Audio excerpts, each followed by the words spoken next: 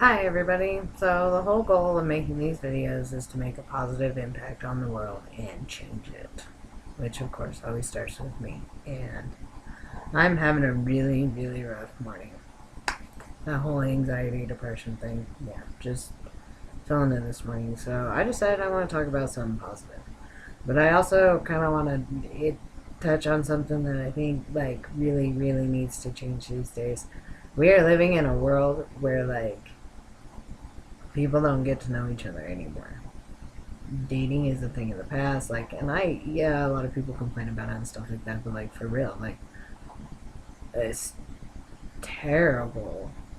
There was a reason why you got to know somebody over time. You learned about their quirks and their traits and their stuff that they do that drives you absolutely nuts. I'm talking nuts. That's why guys have a garage and girls usually have a craft room so they can get away from each other because we're two different species, man, and we've learned how to coexist somehow. We haven't necessarily learned it very well, but some of us are doing pretty alright.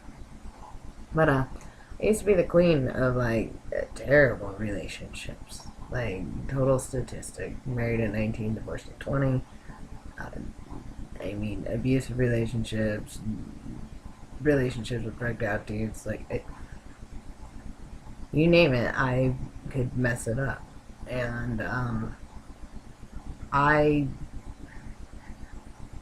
was famous for the usual really fast relationships. You sit there and text each other all the time on the phone and think you got to know each other. You didn't learn anything. You have no idea what they're like after 3 days with no sleep. Or, their whole world's crashing down around them in the morning when they're grumpy and they stub their toe. And, or how they like their coffee. Or whether or not they leave the cap on the toothpaste. Or, do they do laundry? Do they do dishes? Do they take the garbage out? There's all these things about coexisting with somebody that seem small, but, honestly, they're important because if you can't live with somebody, it's not gonna work.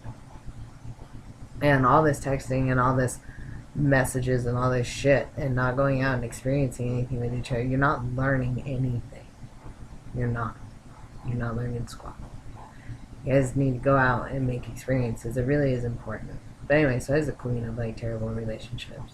And when I met the guy I'm with now, Choya, we're having a baby together. Awesome. But anyway, when I met him, I was a complete and total wreck. I just got a DUI and got robbed. And life was pretty rough. I had this big old 4-bedroom house on a half acre that I was trying to pay for by myself, pay rent on, with my dogs and my cat, my guinea pig, and my little drunken self. This is half gallon a day girl out there making good choices, getting DUIs and shit. So I'd gotten a new job as a server, and I went in and was like, well, it looks like I need a new roommate, you guys. I'm probably gonna lose my house and everything. My whole life is gonna fall apart. I got a DUI, I got arrested, got robbed. Then they were like, you should move this guy in with you. He's a good guy, he'll help you out. And I was like, yeah. They're like, no, really. I'm like, a few of those people there I'd known for several years, and I trust them, so I was like, alright, whatever. Life really couldn't get much more worse, right? So I moved him in. And talk about the nicest person you could ever meet. Especially for what a wrecking ball I was. And, we had our own little start and stuff like that, but for 6 months, we got to know each other, became best friends. It was the coolest thing in the world. I got to know his kids.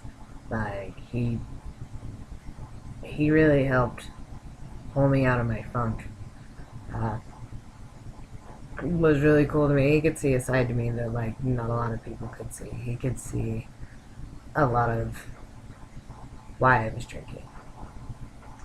Everybody just saw me as a drunk. He could see why.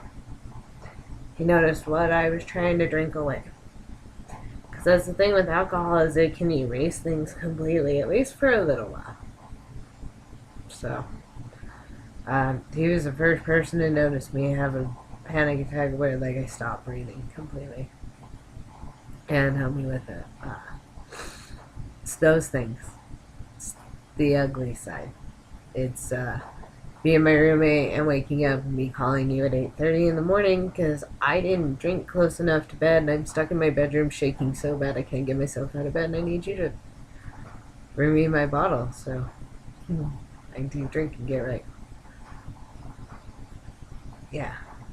It's caring about somebody else's well-being, realizing that like you truly love this person. Well, 6 months later, I was all set to move out of town and was going to take off and go make some other crazy life choice like I'm famous for. And I realized that I was head over heels for my roommate, that this guy was the greatest guy I'd ever met, and I was the biggest wrecking ball of trash. So I worked really hard to win him over. It worked, obviously. But sadly, for the first 6 months we were together, I was still pretty 5 months. Well, about 5 months we were together. I was still pretty hammered all the time.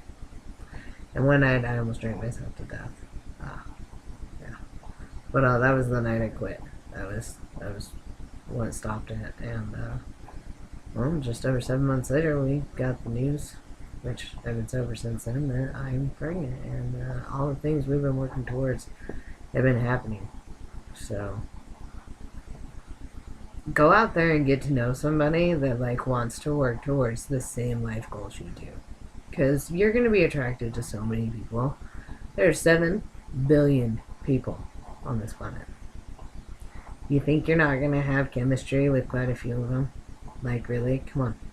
That is the one thing that's different than the old days too. You run into a lot more people and there's a lot more opportunities to get that little butterfly feeling in your stomach. But do you love them when, like, they smell like puke?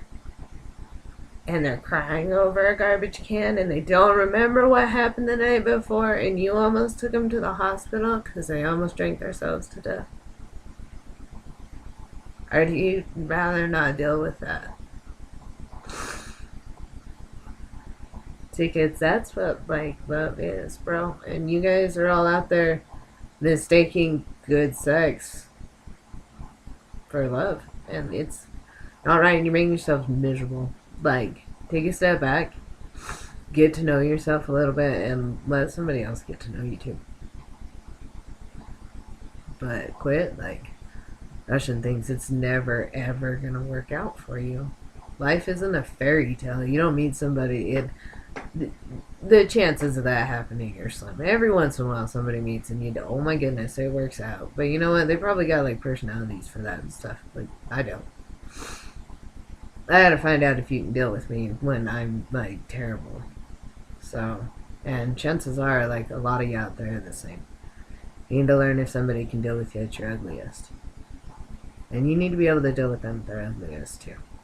Like, it's not like the flip side. I mean, Joya's not perfect, but he's better than me. I love him no matter what, and that's... I don't know. I feel like we earned it. And that's probably why it doesn't work out for a lot of you guys. You don't put in the work and you don't earn it. Nothing worth having ever comes easy. Life is hard for everybody. You always gotta try. You always gotta try. But yeah, that's my advice today. Take some time and get to know somebody.